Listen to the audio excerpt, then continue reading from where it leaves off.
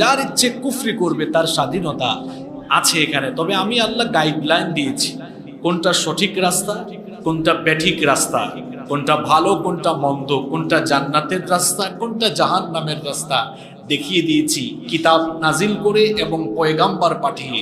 এরপরে তার ইচ্ছে বিবেক কাজে লাগা।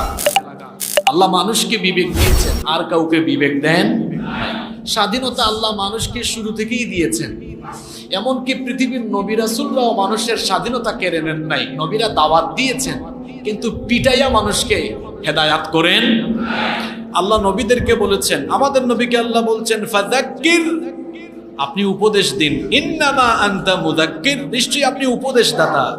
লাস্তা আলাইহিম বিমুসাইতির, আপনি তো বল প্রয়োগকারী নন যে পিটাইয়া মানুষ সাইজ করে ফেলবেন, পিটাইয়া মানুষকে জোর জবরদস্তি করে নিয়ে আসবেন। এটা আপনার রেসপন্সিবিলিটি নয়।